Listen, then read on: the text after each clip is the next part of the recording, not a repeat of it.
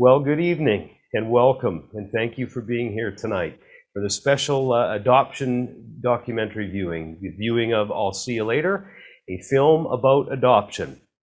My name is Bruce McAllister, and it's my great pleasure to be here tonight. I'm the very humble and very proud director, producer, and narrator of this film, and a lot of blood, sweat, and tears went into it, and it's really quite a remarkable story. I hope you'll enjoy the film.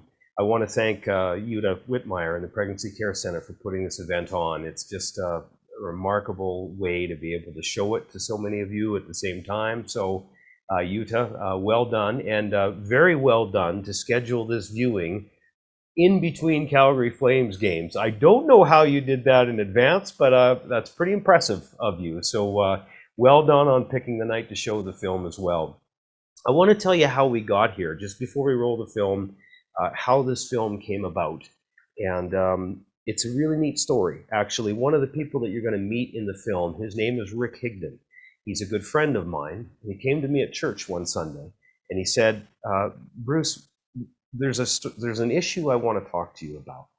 It's about adoption. I think we've got a problem with adoption in Alberta, and maybe worldwide. Placements are going down, and the narrative isn't positive as it should be. Do you think there's anything we can do about it? And I looked at him and thought, my goodness, I deal in public affairs and communications, and I try and solve complex problems and shine a light on things that need discussing. And I was mystified as to how we might do it. And I basically left the conversation and kind of left him hanging. I'm sure he'd tell you that. But he's a persistent guy. And he came to me again a couple of weeks later, and he said, hey, I want to talk to you again about adoption. And after a lengthy conversation, I said, okay, here's what we'll do, Rick. I'll come over to your house, notepad and pen, and I'll treat you like a client. And I'm a former journalist, and I'll ask you the who, what, why, when, where. And we'll try and figure this out and see if we can find a path forward. Well, that was more than 2 years ago. And he afforded me the time to dive into this issue. I met with Jutta, with Cheryl Prue from Adoption Options, so many other people, to try and get a sense as to how important this issue is, how it can be misrepresented. And then we decided we'd do a film. And that might be the best way to share this positive story. So I know Rick Higdon is watching tonight with his wife Shirley and daughter Kate. You'll meet them all in the film. So a special shout out to the Higdon family. They're the real reason why we're here. And I want to remind you, after the film, please stick around, because we're going to save some time for a question and answer and a discussion. You can raise your hand in the little chat box, and Jutta will facilitate a little question and answer period, and hopefully you'll have some good feedback for us. And with that, why don't we roll I'll See You Later, a film about adoption. Please enjoy it, and we'll see you after the film. It's about 57 minutes long. Enjoy.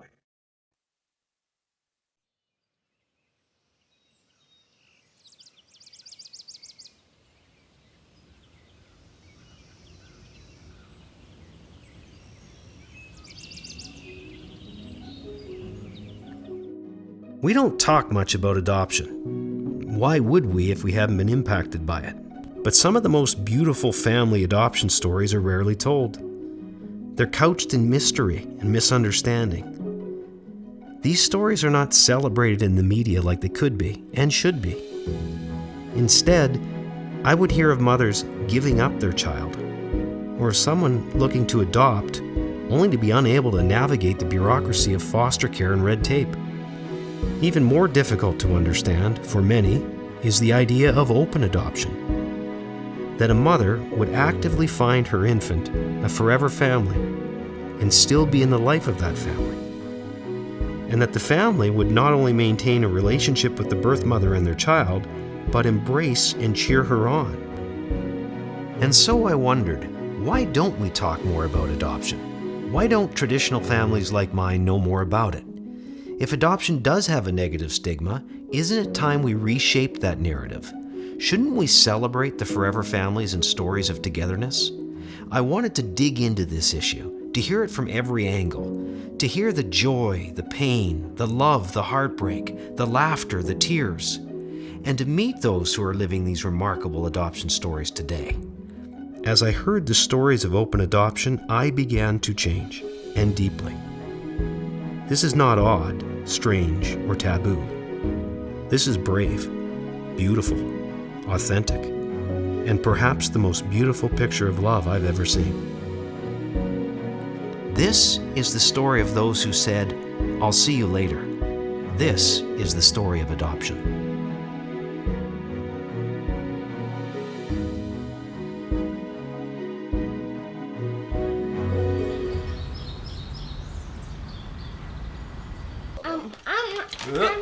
They're dangerous. Like you could just eat. Miss.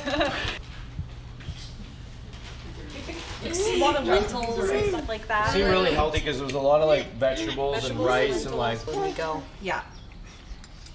Cut. You know. Yeah. Super good. Yeah. Oh yeah. They have the keg ones at Costco too. Oh yeah. Oh really? Yeah. Some They have the more. keg burgers there. What spice?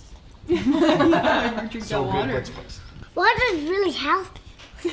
Water's really It healthy. is. Yeah. Yeah. They would like play it online. Yeah. And I don't know, he like stayed social doing it, so now they're like So obsessed old. with it. It's Yep. so funny. Oh my gosh, you scared me, Parker. You're so silly. Parker, what you doing over there? We're tacos. Sorry. Literally tacos. She does those doll hands. All her videos. Yes.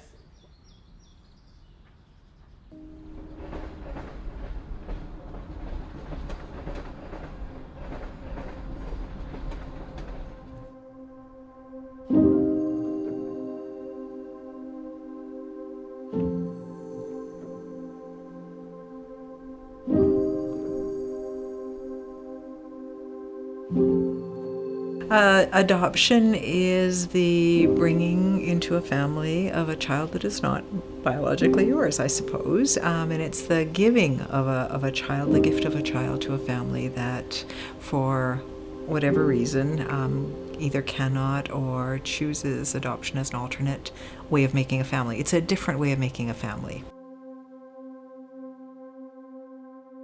I think that people do not understand the process, the emotions, and the procedures and regulations of adoption practice today. There's so many layers of emotions, and this is really one of the hardest experiences all people involved in the adoption circle can go through, but it can also be one of the most amazing and positive experiences that people can go through as well. I think adoption has a very negative stigma. I think it's partly because we never talk about it. There is no education about adoption.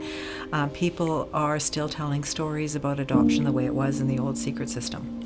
And I think that is creating a negative impression.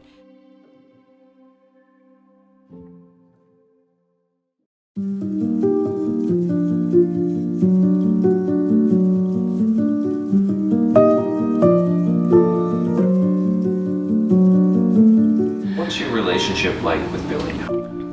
I would say we have a great relationship with her. Like, I mean, we genuinely love Billy. Like, we just think she's a wonderful person, and we communicate regularly. We see each other. The thing with our relationship is we don't really have like a schedule set out or a certain number of days we're gonna see each other a year or anything like that. You just kind of meet whenever things work out, whenever you want to meet. We just get a hold of each other and like, hey, do you want to come by next weekend? Like that sort of thing. So It's a really organic relationship that we have with her. It's just really, it's natural. She's great. I love her to bits. I absolutely love her so much.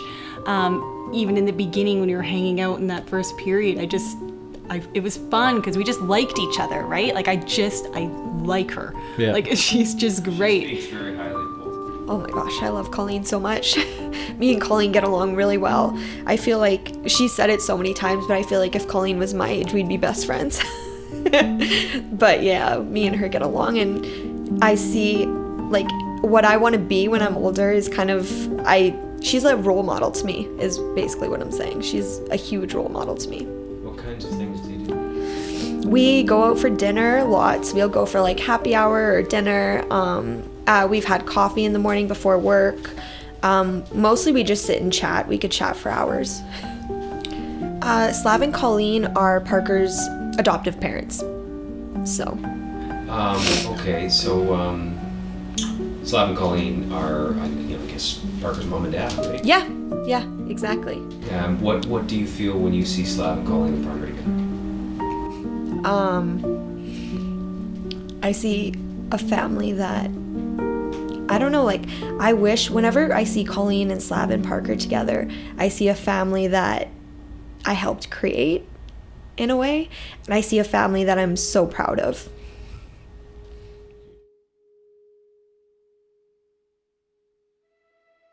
Every person involved in adoption comes to it from a loss. And so adoption is a joyful story, but it's also a grief story. And the grief is significant. The grief of the adoptive family who perhaps are struggling with infertility or have lost a child for some reason. The grief of the birth mother and the birth family who are in a situation where they can't or feel that they want more for their child. That's usually the reason. They want more for their child than they can give them right now.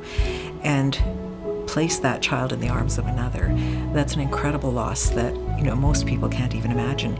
And then there's the grief of there is grief involved in being an adoptee because there's feelings of rejection. Why didn't my first family keep me? All those questions come up. It's second best really in some ways for everyone, but out of it comes something really beautiful.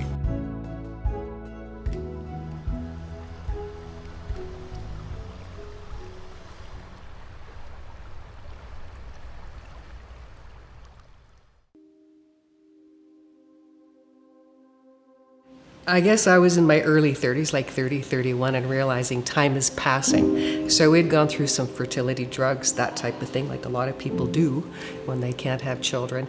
And we recognized it didn't work, and it wasn't going to work for us. And I walked into church one day, and there was this young couple. I knew they hadn't been pregnant, but they walked in with this baby, and it's like, ooh, what's happened here? So I congratulated them, and then I went and asked, I said, would you mind telling me your story? And she said, well, we went through the open adoption process. And I said, can I call you later and just get some more information from you? Well, I got the brochures that February, and they sat on the kitchen table until September with the hope that Rick would actually read them. And finally, it came up that his brother and sister-in-law said, hey, we're expecting a baby. And that was it for Rick. Is like he broke down. He said, I think we would really like to have a family. And that's when he thought, well, let's just check out this adoption process. Shortly thereafter, within a month or two, we were in the seminar.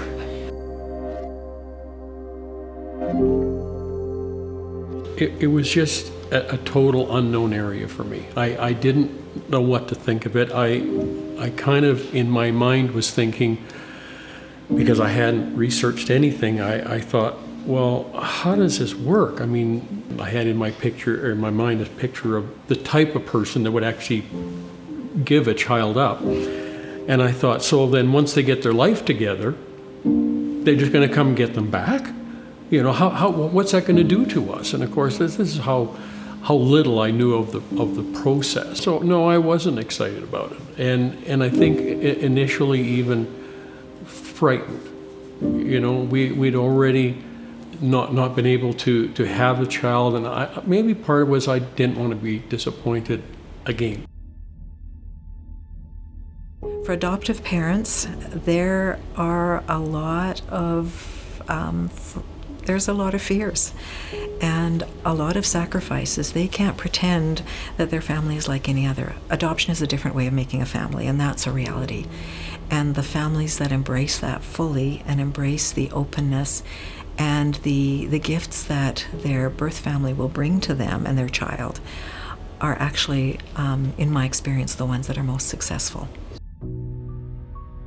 But, you put your mind on everything else, on work and so on and so forth, so you just blast through the days. But finally spending the time at the seminar for, I believe it was the Friday night, Saturday, and Sunday. Yeah. How did it change you? What I heard was love. They answered all the questions, all the silly notions that I had. they completely explained those things. So whatever fears I had, realistic or not, those fears were gone.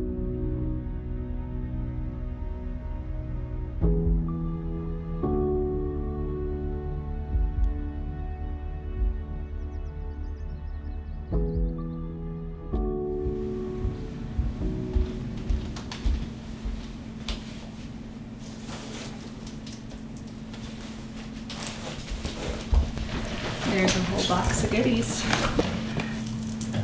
Let's look through that. I remember your mom had shared with me that at the time, like, you were starting to really explore more questions about your adoption story. So I thought that this would be a way of capturing our journey. How young you look. Yeah, we got to go to court and celebrate the official legality of it all. You were about 6 months old, as I recall. What a cutie. We would always gather as your birth family and wrap your birthday presents and light a candle on a cake, and I'd make a wish for you. And so this was your first birthday. It was an emotional one, one of the harder ones I think that I experienced along the way. But, lots of joy there too with my sisters and my mom and dad. It's the first birthday party. Yeah. With your wispy hair. We loved so much that you were a girl. We just were like, she's one of us. Because there's so many women in my family. I love it. Yeah. Looking back all those years ago, I was somewhat of a rebellious young teenager, experimenting in relationships and friendships that were probably a little bit out of my depth. Fell in adolescent love with a young fellow and got pregnant at the age of 14. And so at that time I was, I think, in a little bit of denial, certainly shock. Wasn't sure what on earth I was going to do with this tremendous information that was certainly going to have life-altering impacts no matter what I decided to do. I would say that I didn't know truly what my options actually were. And I was certainly aware that parenting was a choice that some people made, and I was aware that abortion was an option for me. The logistics of that were certainly out of my frame of reference, but it was those two choices that were most paramount or in front of me. And so after a period of processing and seeking the support of a couple of friends and Asia's birth father, we told my parents. And that, I think, opened up a whole new level of worry and concern, made it certainly real. It was actually quite a ways into my pregnancy before adoption really entered my vision. And it was my mom who did quite a bit of looking around and research and was, I think, fearful around what a parenting option would look like for her very young daughter. She went to the Yellow Pages, found a wonderful organization called Adoption Options, and asked for a bit of information. And she did that without any pressure or coercion. She just wanted me to make an informed decision. And we were just embraced with the most compassionate, loving support you can imagine. It certainly changed the outcome of my life in all ways for the better. But what I learned was that open adoption was an option. And so one of the reasons in the early part of the pregnancy when I was considering only abortion or only parenting was because I made the assumption, and the misinformed assumption, that adoption worked the way it did 50 years ago, where someone would take my baby and I would never see her again. And that did not feel sufficient. And so I discarded adoption as an option for me. So when we learned about open adoption and how that would allow me some autonomy over that decision, to be able to choose the parents for my child, and to be able to have an ongoing relationship with her as she grew, that felt right. And so it took no time at all for me to completely flip my whole outlook and realize that that was right for her and that was right for me. And as I said, it changed our life. There is a stigma around pregnancies. Some soon-to-be mothers throw parties. while unwanted pregnancies are left uncelebrated and hidden. But in this divide is a small group of mothers who are finding another way. They're choosing to celebrate their unplanned pregnancy and they courageously plan for that child's future. What I wanted to know is how the love of courageous mothers pushes through this stigma.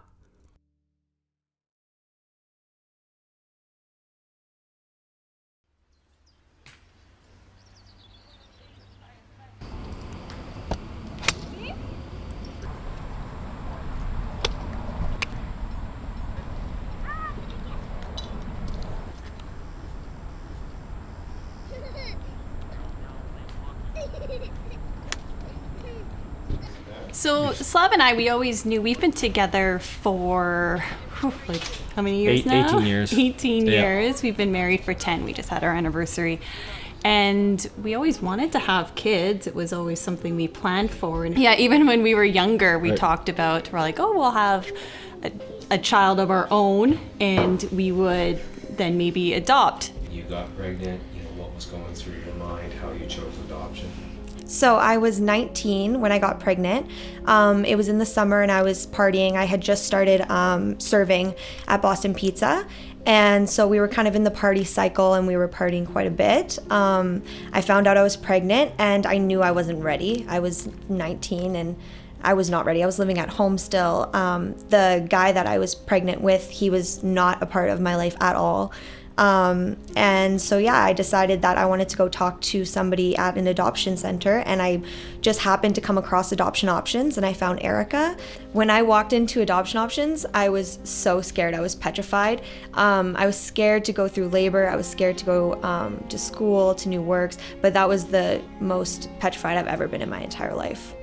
So once we learned about everything, the concept of open adoption, it was very appealing, but at the same time you're hesitant because you are essentially going to be entering into this lifelong relationship with somebody you don't know, right? So you hear open adoption, this woman's going to be a part of your life, but you don't know who this person is. So that there's just a general, you're just going to be nervous about that naturally. Yeah, I think those thoughts are really normal. So at first you kind of there's some guilt there because you're like, you feel guilty because you don't want to be selfish, but then at the same time, as we kind of went through the process and spoke to other people and spoke to the people at Open Adoptions, I mean, they, told us a lot of the feelings you guys have, this is perfectly normal, so. Yeah. First meeting we had, I found their file a week or two before that. You looked at our profile.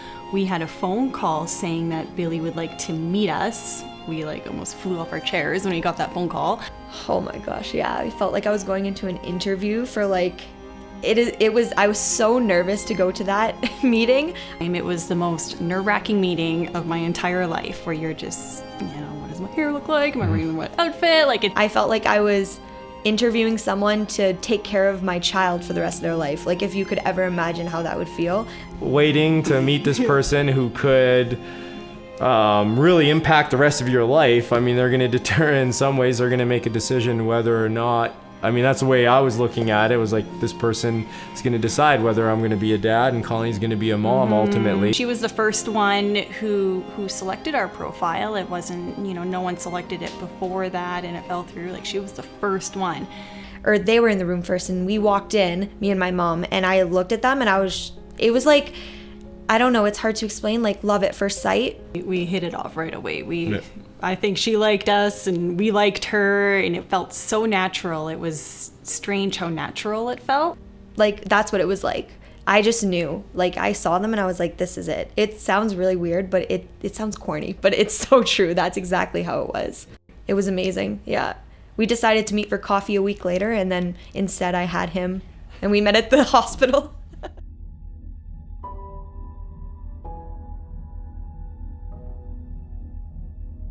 Birth moms, depending on the situation, depending on how well supported they are, I think if we're honest, there are some situations where birth mothers have lots of regrets. I think when adoption is open and done well, most of the birth moms I know and work with are incredibly proud of their choice. They're incredibly proud of their children and they're proud of themselves. And they make something of their lives because that sacrifice has come at such a cost. It has to be, something good has to come from it. It took about a year before we actually got on the list. There was over 20 hours of a social worker sitting with us doing a home study, so all that information had to be put together. A lot of details, and then you sit and you wait, and wait, and wait. I had been given a lot of baby stuff from my sister-in-laws, etc., in the hope of this child coming, and so I would have some stuff ready to go. When we were moving, I gave all that stuff back to the people who gave it to us because I had said to Rick, it's time for us to move on. I didn't want to carry this with me and have to look at it anymore. I wanted to just move on. And I said, we're going to go to Hawaii next July. We're moving on. Then what? It's 5:30 in the evening, and we get this phone call. And it was from Adoption Options. And she just told me her name, and she said, we have a match. And I remember being rather stunned, and I just said, can I put you on hold for a moment? And I'm running around the office looking for Rick, saying, Rick, we got the call. And he looks at me, he said, what are you talking about? What call? What call? And he said, did we win the lottery? I said, no, Adoption Options, right? We've been matched with a child. And truthfully, I had actually just about forgotten the whole process. It had been so long ago, and life moves on. And I think that's a saving thing that we do in our heads. And then when Catherine was born, we get the phone call at 6:30 in the morning of February 9th. You spoke about love. It's all about love. Yeah. It's all about love, and that, you know, not only, of course, she was special to us, but her birth mother, who loved her dearly, chose us. There's a choosing in, you know, I mean, when you're born naturally, you grow up in that family and you don't know any different. That's what it is. But this lady went a step further and chose someone that she felt could love this child and give them the opportunities in life that maybe she didn't feel she could do it at her age. Well, I would say the birth mom and the child are of equal importance. And to sacrifice yourself, she's not really sacrificing her child because she's giving her child more than she can give her right now. And I would say most birth moms, most birth parents could have done an excellent job of raising a child because of the emotional maturity it took to actually place that child in a situation where they can have what they need now. It's a matter of timing. Most birth families 5 or 6 or 7 years down the road say, I could have done this. But at the time, the circumstances were such that they couldn't have.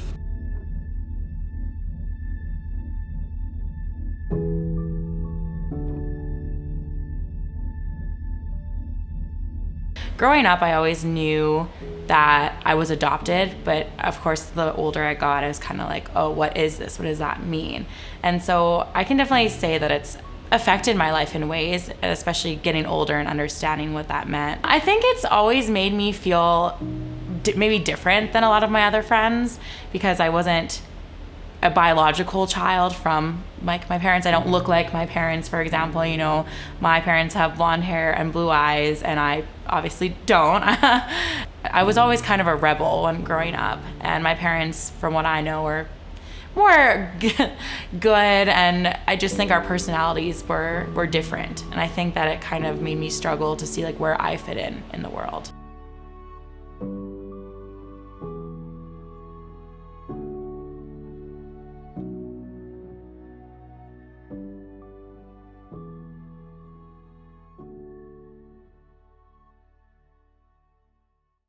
Yeah, blues, reds, what else? Maybe like pink. Okay. Making pink. Amazing. Look at your palette compared to mine. This is a well-loved, well-used. I'll start with this one. It feels less scary to start with. All right, let's see what we do. Take me back to the day when you had Asia. Yeah, it was a big day. You know, I think I could tell you every detail of that day. But the Coles notes of her birth and the days that followed that I spent with her in the hospital were very powerful.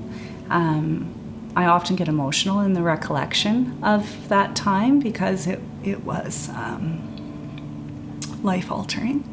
To become a mother at the age of 15 and get to not be a mother was new and startling, and I think we were all a little unsure what the future would look like.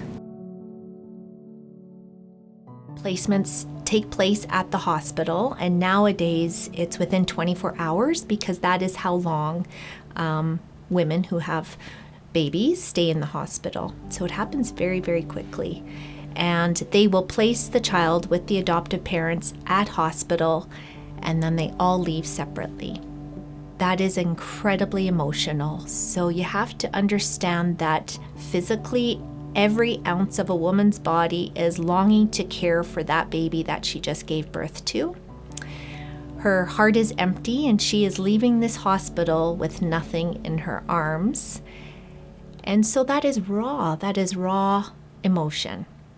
And so she knows that she's made this decision, and she knows that it's for the child. And trust me, only a birth mother can make the decision to place a child out of a place of love, because everything in her is going to say, keep that child.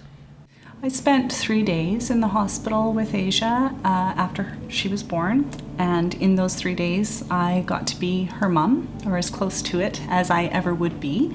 I changed her diapers, I rocked her to sleep, I filled her ears with all the words of love that I possibly could have. And on her 3rd day of life, her parents joined me in that sacred hospital space, and I did place her into the arms of her mother, and it was a very beautiful moment, and I'll never forget it, because again, still holding on to some doubt or fear that this might not be the outcome that I was dreaming of. I had the vision or the worry that her mom would take the baby and turn and go, and she didn't. She wrapped us both in her arms and held us together and thanked me profoundly for this gift of motherhood and this sacred child, and didn't let go. She just held me. And I feel like in so many small steps along the way together, she has been my hero. Asia's mom, that is, has been my hero in her constant dedication to her commitment to me, that this was not about getting a baby and ditching me. It was about creating a life where this child would be raised with us both as guides and as loving presence for her.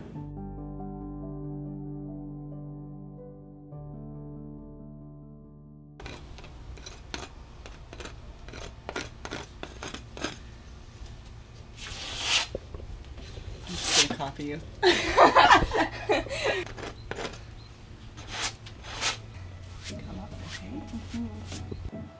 I've always felt proud, I think, to have a birth mother and to be able to see her, and been proud to be adopted. Like, even as a child, I can remember in kindergarten for show and tell, my show and tell was sharing how I'm adopted and like how proud I was to have these 2 families and a birth mother and just so much love around me. Honestly, I don't remember like any exact moment being told I was adopted. I just kind of have always known. I think that as early as I could, my parents taught me about it, and I would learn through like adoption books, through just simply having visits with my birth mom. Like, I never questioned, who is this woman? I always knew who she was and what that relationship was to me. So I think some of the misconceptions, a big one would be that I have resentment or hate towards my birth mother, and it's actually the opposite. Like, I just think she made the most selfless act, and she just gave up everything for me. She put me first before herself, and yeah, she's just like, she loves me unconditionally, and she did this out of love. That's why she did it. The things that you lose as a birth mom are the day-to-day stuff. It's the loss of not being there for her first steps or her first words. It's not being the person she runs to when she scrapes her knee. But there's honor in the role of birth mother, and so What helped me in my grief was to recognize the ways that I was special and integral to her upbringing, to be the person she could turn to for her story, to give her answers when she had questions, and shared physicality. She looks a lot like me and my family. She's got a lot of our physical traits and personality traits even. And so in that way, I felt that I could be a source of support to her as she grew as well, to know where she came from.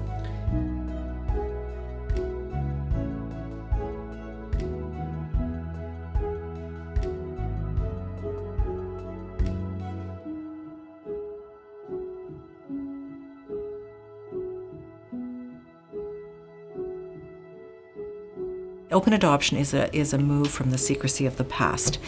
Birth families and adoptive families are now making a moral agreement, not a legal agreement, to have relationship. And I equate it to a marriage. It's two families coming together with love and commitment. And this is two families coming together with love and commitment in the interests of a child. And it is a beautiful thing.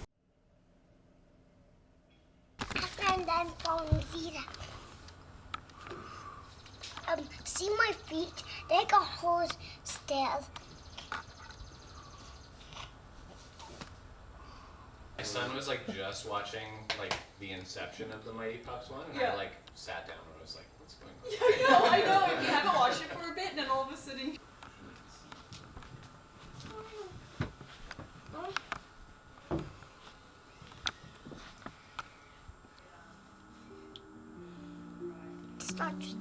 It was like Sunday It was evening. a Sunday. I remember I even went into work. I was like, I need to tie up some loose ends at work because like this baby could be coming. I think when I was at work, like an hour or two into my shift, Colleen let me know that Parker was born. So that was a bit of a whirlwind for myself at work, just because I was working at Global Edmonton and I was doing morning hits on air, so I'm just totally distracted and not really sure what I'm talking about on air or what I'm saying. It was weird because you feel like, you probably just became parents. You're a mom and dad now, but you're kind of sitting in the cafeteria. Mm-hmm. But at the same time, I think like then Billy was in the hospital for about 3 days after that. And like after the initial kind of like, wow, this is really happening, I think I know for myself for sure, my thoughts were really with Billy and making sure that she was okay, like health-wise, obviously. And then just that she was comfortable and happy.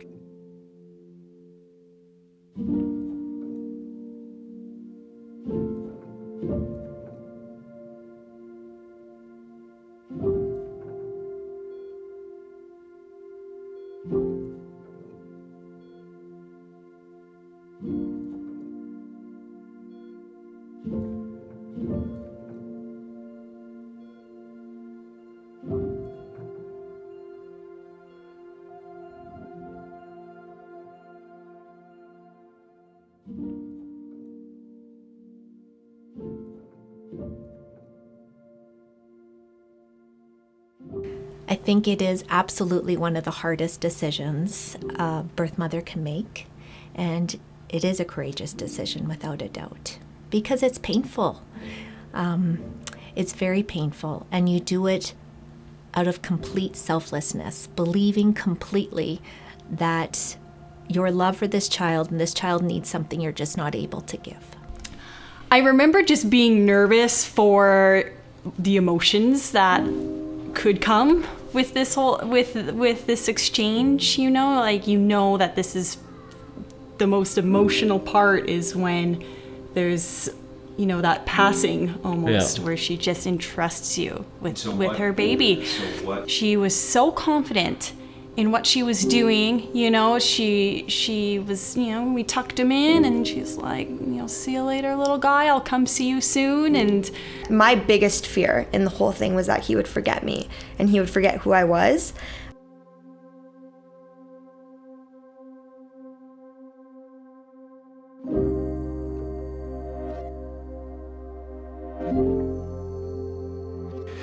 For me, seeing her at the hospital made it that much more real.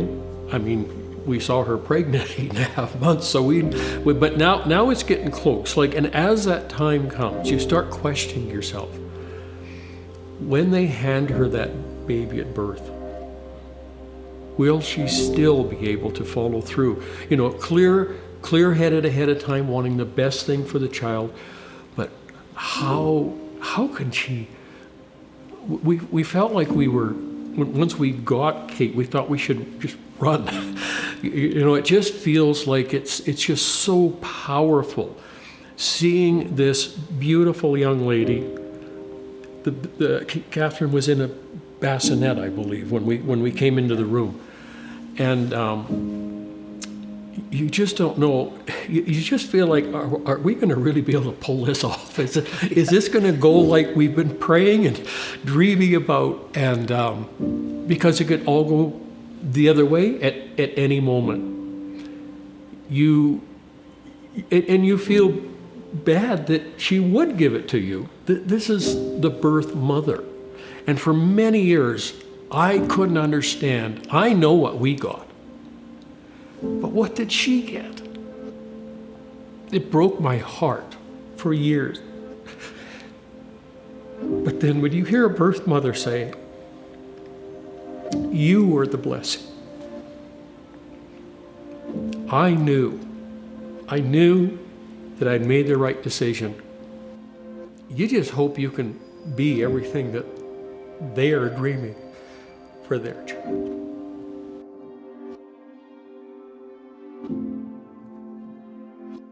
Kate, at 8 or 9 years old, when she met her birth mom, tell me about that. We met at West Edmonton Mall. When the two saw each other, I mean, it was shocking for us because I don't know, it'd been a long time, I think, since we'd seen. We went there to meet. Kate was starting to ask more questions, and we just wanted to, again, be as open as we could with her, fulfill whatever we could on her behalf. And so this was a chance at 10 years old for her to meet her birth mother. Since I'd known that I was adopted, I always had this longing where I wanted to know who my biological parents were, just to see who is this woman, and do I look like her? Do I act like her? Do I get traits from her? And I just wanted to see, the similarities that I have with her. And so my parents helped me get in contact with her. And then we had met her in Edmonton, because that's where I was born, was in Edmonton. I remember waiting in the mall, in West Edmonton Mall, waiting, and I'm 9 or 10 years old, and just looking around which one is she? Which one is she? Trying to point out similar features and stuff. And they both had long, straight, dark hair. They both were wearing black leather jackets. They couldn't have looked more like mother and daughter if you'd picked any other two people in the mall. It was stunning. I saw her for the first time, and I was like, whoa, we do look very similar, and we have a lot of similar features. And I remember them just looking at each other. It was like a little mirror they were looking into. And Kate had asked, because she's never been shy, she said, can she come back to our hotel? And so we said, well, we'll see. We don't know what she has to do, because I have a question for her. And so we had dinner, I believe, or had a meal of some kind. And then she did come back to our hotel. And I remember Kate was a little anxious. And Michelle went and sat on the bed. Kate climbed up next to her, sat looking at her, and finally she had her question. I asked her if she loved me. Sorry. Do you love me? That was an important one. And it was hard, because I know that she loves me. I know she wouldn't have made that decision if she didn't. Kate wanted to know. She just couldn't understand this person giving her up. So she needed to know, do you love me? And she said, of course I love you. I think it's because people look at it as, maybe as a sign of being weak. Oh, you can't take care of this child, or you don't want the responsibility of this child. But I think that, having a child and going through 9 months of pregnancy and then giving that up. Like, I think that it's really brave. And it helped Kate. It didn't answer all of her questions. I think there is a sense of abandonment that some feel, some adopted children feel more than others. Our understanding, we know other people that are adopted and never even had the question enter their mind. Don't be afraid of it. It's a beautiful, beautiful story most of the time. I'm sure there's stories, adoption stories, that are not. They go wrong. But just like any birth family, things go wrong. People need to open up their hearts and minds and look at adoption as a beautiful thing. There's so many families like us, or parents that would love to be parents, and there's so many waiting, and I'm sad for that, because we know that the adoptions in the last few years have decreased so much, and I'm sad. I'm just sad for that. I know what these parents would be feeling. And birth parents and adoptive parents actually often will come and say, oh, I don't want to confuse the child. I don't want to step on their toes. I don't want to be a nuisance. So everybody in the circle does come with the belief that perhaps a relationship would not be good. But that's just not the case. What we have learned and what they will ultimately experience is that they want to have a relationship with each other. The child wants and should have the information on who do I look like, where do I get these quirks from. And for the birth parent, they do need to know that that child is safe and doing well, because that is why they made an adoption plan. Do you think it's hard on the child?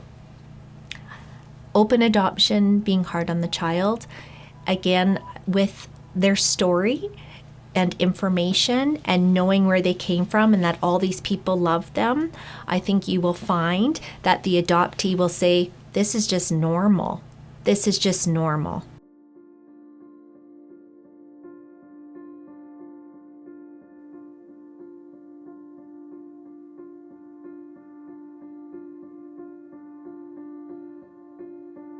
When I think about open adoption and what a gift it is to me and to the people who live it, I would capture it as just like the embodiment of love, that it takes a commitment on all parts to make it work, an openness,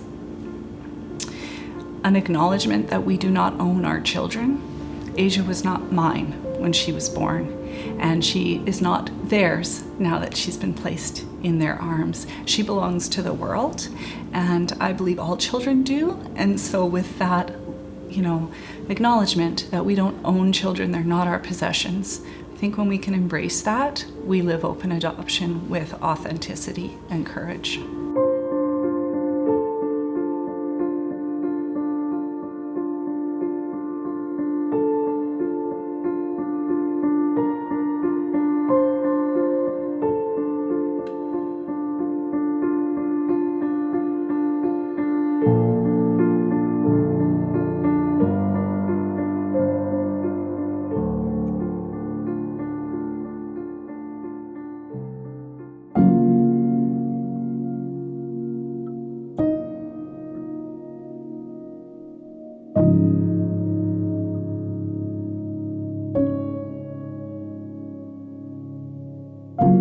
When Parker was in the hospital with Billy, it almost like when we were visiting them, this is gonna sound a little weird, but kind of felt like we were visiting a friend, and the reality of it didn't hit me yet until that moment when we went into the room and Billy was waiting there with Parker, and we put Parker in the car seat, kind of went our separate ways, if you will. Everything just kind of hit me like this was really happening. From that point until like the next few days, I just felt like a lot of guilt.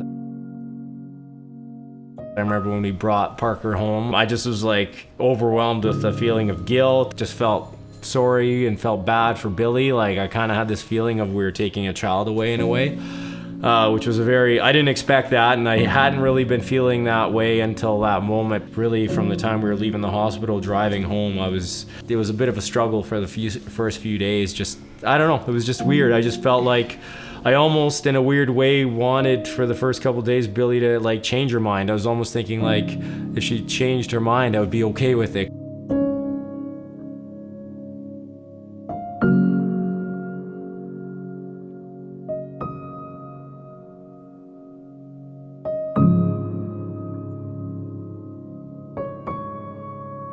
I had one adoptive family say we felt like we were stealing a child. We felt like it was too much for her to bear because they're empathetic with this birth mom. I would say to that one, you are exactly the right person because you are open to that.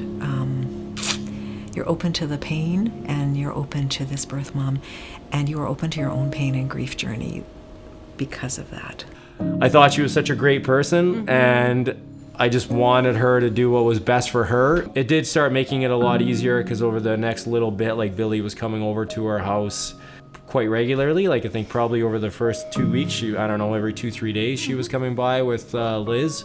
So that made it actually a lot easier for me. I felt like it was almost, it helped me as much as anybody, I think, just to see Billy, because we got to get, we had an opportunity to get to know her, and then the more we spent time together, the more I was like, okay, this is really good for everybody and this is gonna work. My biggest fear in the whole thing was that he would forget me and he would forget who I was.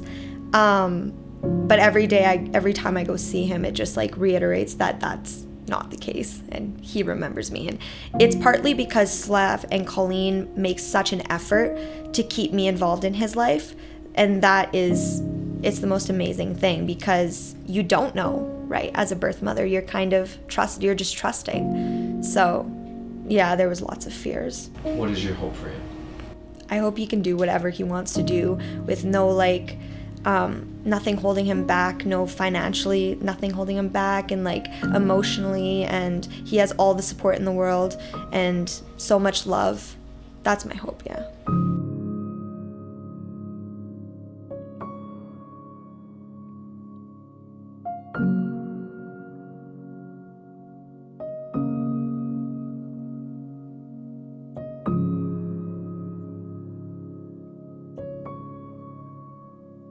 So this letter was written to me by Krista, Asia's mom, in preparation and anticipation of this exciting documentary experience. We were going back and forth around what to prepare for in terms of art supplies and whatnot, and just very spontaneously, Krista included these really, I think, tremendous words of love that capture her perspective of open adoption. She shares, I think that there are so many negative preconceptions about adoption that stemmed from the old system. With open adoption, I believe you need 4 things. Love. Unconditional love for the child, the birth mom, her family, and the adoptive family. Yes, it may be hard to think of loving someone you hardly know, but you have got to go into adoption with an open heart. There are many different kinds of love, but without it, you cannot have the following. Truth. We all want to know our story, the good and the bad. It is our roots. You cannot be afraid to tell the child the truth. She was a gift to this world. She is not a possession. Trust. To trust each other implicitly, knowing that we only want the best for the child. I trust you with her life and hope that you trust me the same. Sometimes she will tell you things that she wouldn't tell me. I trust you to advise her as any mother would. Faith. Unwavering faith that we can depend on each other to guide and nurture this soul that has been put into our care. We became a team when you passed that precious baby into my arms. Sorry.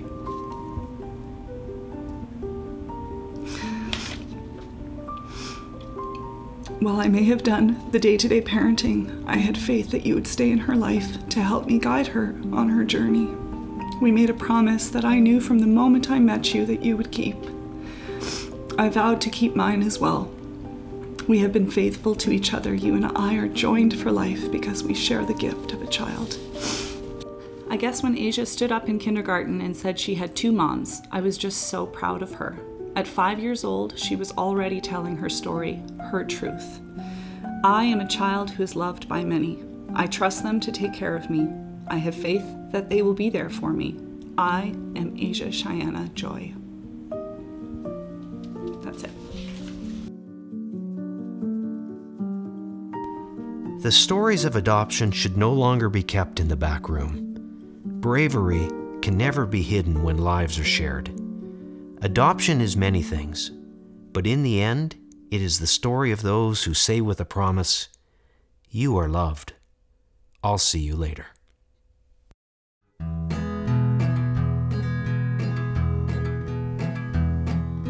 Sun on the snow,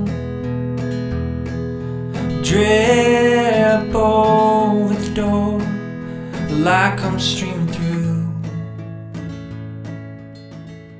Thank you for joining us in this very special evening. It's been sort of a dream of mine to get the word out about this wonderful documentary that I've been privileged to be a part of.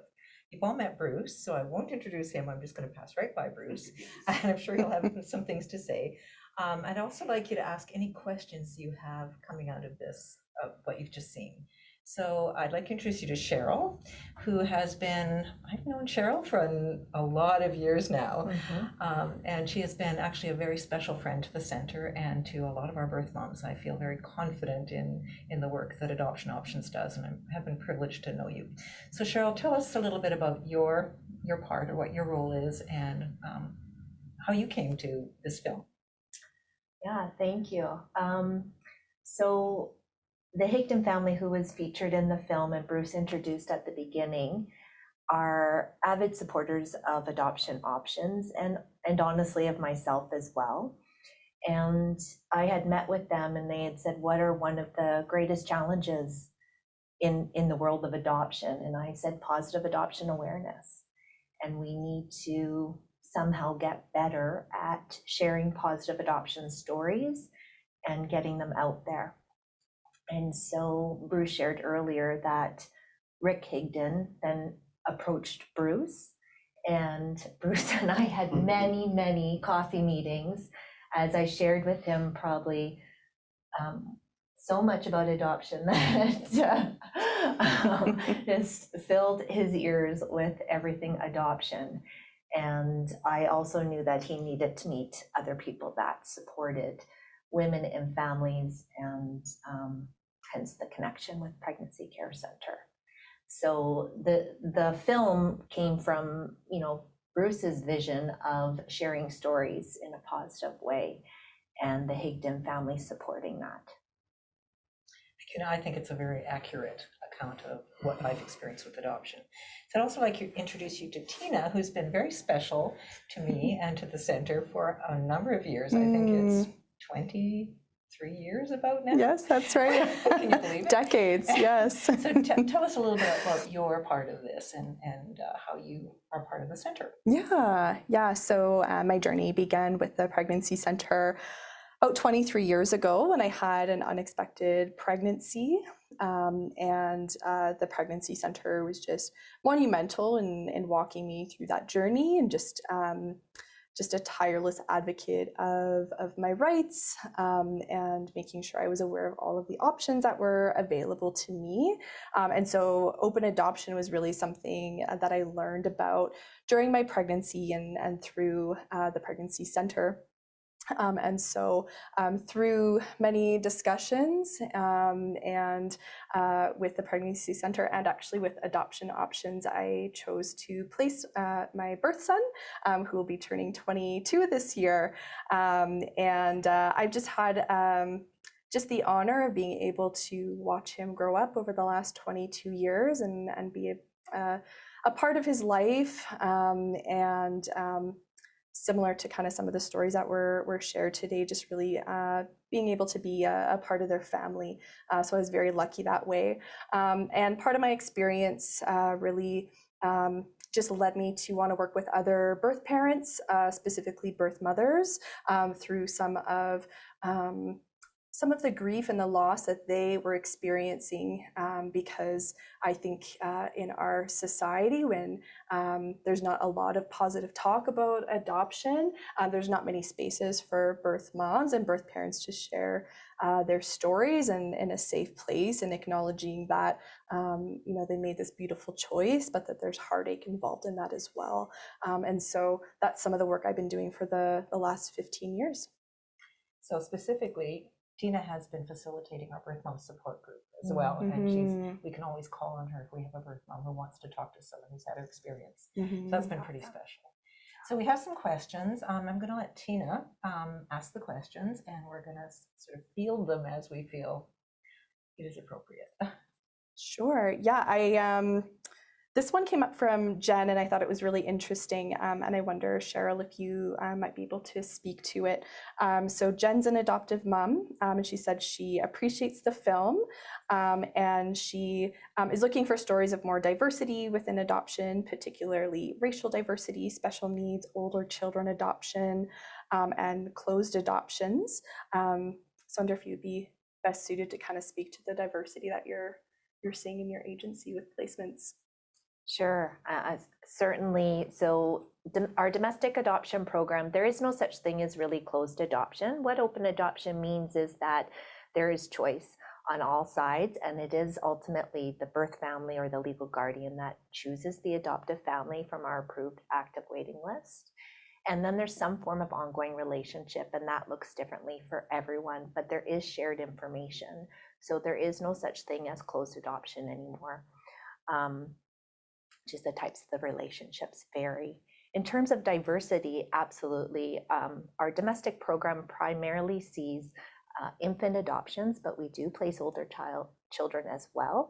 We also have an international adoption program. And through both programs, their children are of all backgrounds, racially, special needs. So yeah, it's very diverse. And as the prospective adoptive parents, one of the things that we explore with you is what your placement considerations are. So in terms of what you are able to welcome in your child's history. That's great. I have a question that I think is quite critical. Sure. Cheryl, can you sort of tell me what the adoption numbers are like in Alberta? This is an Alberta film specifically. Yeah. And how that has changed over the years. Yeah, so the need for, or perhaps adoption as a choice for couples or individuals managing with infertility, fertility loss, or perhaps just wanting to grow their family has increased. So there is a greater and greater demand in terms of adoptive parents wanting to form their families through adoption. And then the number of people considering to place their child for adoption has decreased. And my personal belief is it's just so misunderstood still. And Tina actually referenced it. Women who do consider adoption as an option in terms of placing their child for adoption, still to this day, after all these years, and Adoption Options has been around since '84, licensed since '89, women still face such incredible shame and misunderstanding. How can you give away your child instead of honoring the choice that this person has made and the sacrifices they have made in supporting dream for that child and loving that child. So this film is really my hope in seeing birth mothers as, you know, who they are, making a very loving decision. So the numbers are interesting. The demand for adoptive applicants continues to grow for us, and we are seeing less and less, fewer and fewer placements. Yeah, the last time I looked, it was about half in the last year or two, as half as many adoption placements. Absolutely. Yeah. Yep, that's correct. Yeah. So we have over 120 applicants on our waiting list, and last year we placed 26 children through our domestic program. I think just to add to that, if I can, just when you were talking about just from birth mother perspective, I know when I've spoken with women who are pregnant and wrestling with that choice, there's a lot of fear around how difficult this is going to be. I think it's good that there's more of an awareness of the difficulties that can come with it, and some of that grief and loss and those psychological pieces to work through. I think if we're able to normalize that grief and loss can come with making a difficult decision, that's going to hopefully guide women to maybe consider that choice if it is the right one for them. So absolutely. And there's huge growth, as you saw in the movie, when you make a difficult choice and you struggle and you go through the grieving process. So is there another question, Dina? Yeah, so I think maybe Yuta, you could maybe speak to this one, but anyone could jump in. Someone had a question about birth grandparents, but I think even to expand on that, maybe what are some of the experiences that you've seen for just extended family in the birth family, and what those relationships look like? Sure, it varies as much as people, and I think Cheryl you had a birth grandparents group going for a while, I think, in your agency, did you? We don't have a formal group, but we definitely do have a peer connection group. So I'll share that I actually was a client of AO when I was 16 as well. And so that led me into my career of a social worker wanting to give back. And I did decide to make an adoption plan through Adoption Options as well. And I'm sharing that because my parents, it was very important to me that they were able to still be grandparents, and open adoption did allow that as well, of course, as my birth son's parents. So birth grandparents are absolutely important and essential, and gosh, you can't have enough grandparents to love you in my personal opinion. We do actually see more inquiries from birth grandparents who are raising or parenting their grandchildren and considering adoption as an option as well because of life circumstances. And again, we will support them in those situations in terms of really they are an important part of that child's life, and maintaining those connections, really important. What we find is that the whole family is really involved in adoption, the whole birth family. And we have seen siblings, I've counseled with siblings of the birth mother or father. Birth fathers are obviously very important as well, and we're encouraging more involvement, and we're seeing that now too. That's been a shift over the years, but everyone needs support, and it's often the first grandchild in the family. So it's a sacrifice for everyone, and when people get on the same page, it's usually much more successful because then they support each other as well. And that's one of the things agencies like Adoption Options, like the Center, that's one of the things we can do. Yeah, and I just to add my perspective as well, I think there's also grief that happens for extended family within that, and I think one thing I saw happen in my own story for my own family was kind of a pulling away from the adoptive family and from my birth son, and I think part of that was a protective measure because it was also really difficult for them, and so through time and conversation and encouragement, now there's this really beautiful, healthy relationship, and in fact, because my parents were more similar in age to the adoptive parents, they actually formed this really amazing friendship as well, and had a different dynamic. But again, it took finding those spaces to just normalize that, yes, this is difficult, and it's okay to have that relationship. Getting comfortable in your roles, but also going through the grieving process with support is essential. It really is essential. There's a point on here, maybe this kind of ties into what we're talking about, but in and around closed adoption. So there's a comment here just around birth family choosing to close the adoption and maybe not wanting to have that contact. Is that something that you see, and maybe what would be some recommendations in those situations? It's always hard. I mean, we educate people and talk about open adoption and the potential for this ongoing relationship.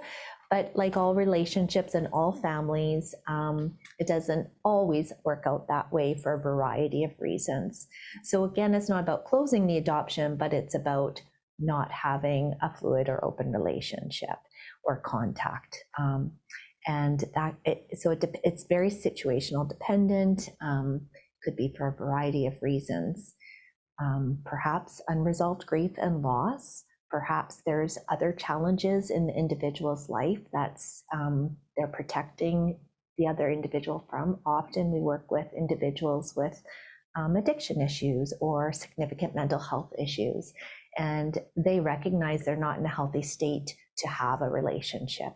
And so, although disappointing, life can change, so you can just always maintain those connections in other ways.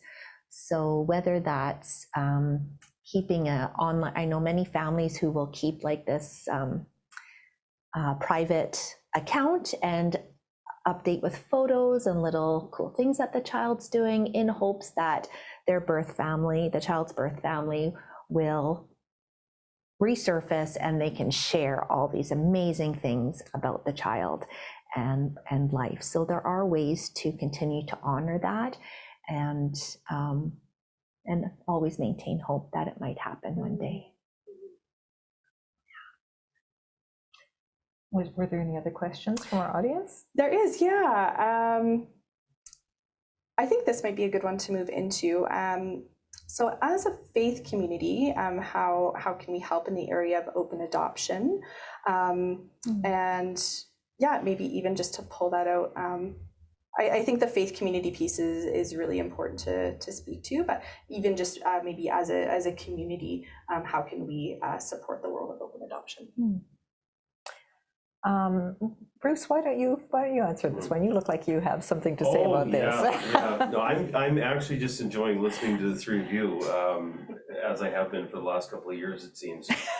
I think that, from a faith community perspective, I would just recommend showing this film as often as you can and getting your congregations involved. My hope, one of the hopes I had was that, what if this film changes somebody's life somewhere down the road? What if a young birth mom sees this film and says, that's an option for me. We can make that work. And so my hope, as I said, is that more people will see it and it will impact more people and impact change. And so the best way that we can be helped, I think, is to have more viewings of it. Mm-hmm. And I'd certainly make myself available for what it's worth to come out. And I know Katie Higdon is pretty keen to join me on these ventures. And I love getting you guys involved and vice versa. So that'd be my answer, Yuta. I think if the faith communities could show it more, it would help. And always open to other suggestions. And entice conversation. I think that's what's so wonderful from the film is you start talking about adoption, and everybody does have a story. And so welcoming space and opportunity to just talk. Yeah, interesting that you raised that, because one of the things that I've been doing lately is when I get into a room or we're discussing this film, I'll say, how many people here have ever been impacted by adoption? And it is amazing how many hands go up, right, in some way. And yet it's one of these things, and as a former media guy, you just don't talk about it, right? Like a lot of people don't talk about it. And that, as you explained in the film, I think it's because of the old secret system and be seen, not heard, and stay back here. Excuse me, but that's not the way it is now. So hopefully, Cheryl, as you say, we can make some more spaces for these conversations. Yeah. And I think it's really important. I think learning and education is really a big thing. And I think people have preconceived notions about adoption. They've watched some films on it that are negative, and the good stories don't get told. And so I think being open to a different way of doing things than the past, and also different, speaking of adoption positively, and I sort of want to go, I had a question that I wanted to ask. How can we support birth families? Because we often, and I love adoptive families, and I love, adoptees, it's a beautiful thing. But we personally here get to work with the birth families, and so they have a very, very special place for me. And I've seen them grow over many years. I've been here a long time. So how can we, as a community, support birth mothers better and birth families better? I love this question. To me, it starts with language and really just the simple thing of, oh, how could you give away your child, and honoring, oh wow, tell me more about that choice or your story. Just simple language, but also I think sharing more positive stories, putting more birth mother faces and stories out there, because that connection and breaking down those barriers, and oh, she doesn't seem so bad, or so, like it's just normalizes things, and I think hopefully eliminates that shame for other birth mothers as well to come forward, and if they're asked, do you have a connection to adoption, not go, oh my goodness, instead be able to say, yeah, I'm a birth mom, and be, honored to share that, comfortable sharing that. Often when people are grieving, we're uncomfortable with asking questions about the loss. Yeah. And I think this is a parallel. I think we are afraid to ask birth mothers and birth fathers and birth families about their experience, and they want to talk about their babies. They want to talk about their beautiful children. I want to talk about them. So whenever I can, whenever I get the chance to speak, I speak about adoption, and ask people to think about what it might be like from that perspective. So I think just opening up the conversation. So Tina, what's been most supportive for you in that? Yeah, I was just reflecting on this question because I think it's incredible, and I'm just thinking about the opportunity for mothers or adoptive mothers, when they have birth announcements and they're able to share milestones and they're able to share pictures of their little ones with their colleagues, and there's all these celebrations of their child that happens along the way. And I think sometimes birth parents feel like they don't have the liberty to necessarily do that, or they don't know if they're in a safe space where they can do that, because I can guarantee you they are burning to show you the latest photo of their little one, to talk about milestones, and to celebrate their little one. And it's finding places to do that. And I think what's so beautiful about our birth mother support group is that's probably half the time that we spend together, is sharing these photos and celebrating our children together, and talking about first steps or getting into university, and just having space to be really proud of those moments. But I don't know if right now that's something that we can necessarily do openly or feel safe doing openly. So I agree. Yeah. We host Birth Mother's Day each year, which is the day before Mother's Day. And there are women that placed, prior to the option of open adoption, and have not told a soul in their life their story because of that shame that is just innate in them. And it's the one time a year where they're able to be connected to other people and truly feel supported and understood, and to openly share their story. And so we always allow space and opportunity to share their story, because it's so important. So it would be amazing if we got to a place where that could be done anywhere. But you're right, we're not there yet. Get there. This question is for you, Bruce. Someone is curious about how, in making this film and hearing these stories, maybe how your perspectives have changed, or how you've been impacted. Well, it's been very deep, and thank you for the question. It's been a very deep change in me. Cheryl will tell you that, all the videos that we watched, the things that we talked about leading up to this film, I'm a bit of a crier. And I've had a lot of deep conversations with a lot of people that have again, my family adoption isn't a story. And so I really had to dive into this and talk to all of these experts and everybody that's been impacted to understand it. And when you put yourself in somebody else's shoes and see the world through their lens, I think it enables you to step into that. And I did that deeply for a couple of years, thanks to, frankly, Rick hiring me to look into this issue. And I guess I just think, the world would look at things that way, would recognize that everybody has a story. And what I was struck by, I think, the most, was all of the joy, the excitement, but also the pain, the grief, all of those emotions are mixed into every single one. And how brave a birth mom is to make that choice. The people in the film, I still cry every time I watch that film, and I've seen it a lot of times now. I don't know if I've communicated effectively how I've been changed, but I would just say it's had a monumental impact on me as a person, and I'm grateful for as many times as I cursed Rick for getting me into this. I'm grateful. And if people wanted to share this film with their community, what would be the best way for them to access them? Our website, illseeyoulater.com, and then you can go to Vimeo and buy the film for it's dirt cheap. It's cheap, We just wanted to put a price on it so that it had some value. I think it's $3 or $4 or something like that to buy, and then you can or to rent. You can buy it for about $10 and show your community. And I think to whoever asked that question, that's it. Like we don't have any crazy copyright rules or anything like that. Our end goal is to get this in front of as many people as possible. And I'd say to those churches, if you're looking for something extra to pray for that it gets in front of the right people. Because I really believe it can impact change. And so we're just hoping to show it as many places as we can. Yes. Yeah. And I don't want to speak on behalf of the other panelists, but I think if there's opportunities for any of us to come and speak to your communities or places of worship, I think that's something that we'd be more than willing to do. I would welcome it. Yeah. That would be wonderful. Yeah. That's great. I just have one more question before we close. We've got about 5 more minutes.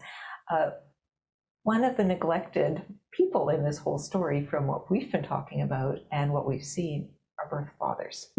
Absolutely. So we have worked at the center here with some pretty amazing birth fathers who have walked this journey as well and have been very much part of their children's lives. And Cheryl, you can probably give us a little more of that perspective. Definitely. I would agree with you. We work with amazing birth fathers who are part of the process.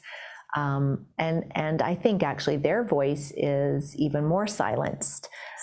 So I would love for birth fathers to also have a voice and to share their story, and to I would help support that platform as well for them.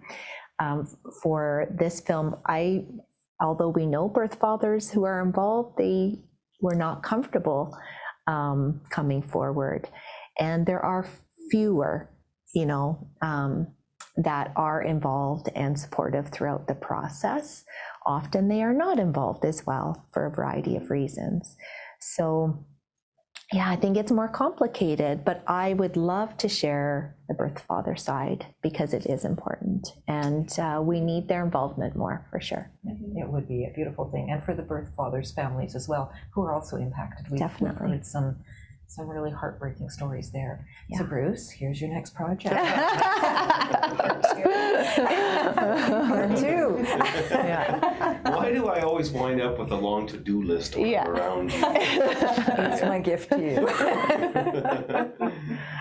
So any last words? Any last words you want to share about our experience and our experience with adoption, and this experience with this film, which has been, for me, just a privilege.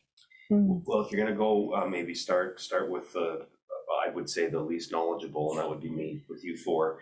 I just really want to thank you all, for helping educate me that we were able to put this together. There's no way I would have been able to do this without you. And obviously, Rick Higgins saw the potential in me to do a film, but the lack of knowledge just was unbelievable. And how many times did we coffee over the last few years? So thank you, and Una for putting this on tonight. It's and Tina for sharing your story with me too was pretty special. So there's a vulnerability in that too, and you guys opened your hearts and minds to me, and thanks for that. Well, I'm just going to be a love fest, but I'm grateful for Bruce taking being so empathetic and moving the ball forward, and capturing these families' stories in such a beautiful, beautiful way, because they are incredible people for sure. But I think the film is just really well done, and I hope so many people see it, and it starts the conversation that needs to be had. And I am so grateful to the center for sharing your expertise, Yuda. Many years, and it's been since 2003 we've known each other. That's a long time. It's a long time. And we're still so young. I think so. That should be my line. I'm trying to help you here, Bruce. It's so funny, even having my own story with adoption. I found myself just being really emotional again watching the film, and so I just have to agree the stories were presented beautifully, and I think any opportunity we have to really stretch and challenge our definition of what a loving family can look like, even though it can be complicated, because the more humans you have involved in the equation, the more complications you're going to have. But complication does not have to be bad or negative. It just means that we have to learn to navigate it differently. And so I think this is what this film did, was really, I think, challenged what an amazing loving family can look like. I love that. You get the last word, boss. Awesome. I'm thinking about all the women and all the men we've worked with over the years, and how many stories that are out there, and the stories are all beautiful in their own way. And some don't look quite as pretty. This is a beautiful film, but the sacrifice and the love and the commitment of birth families and adoptive families, and the joy and beauty of these children just really are really special to me. And so if you want to hear more stories, invite us in. There you go. There's my promotion. So thank you for joining us, and we'll hopefully meet you again. Lovely. Good night. Good night.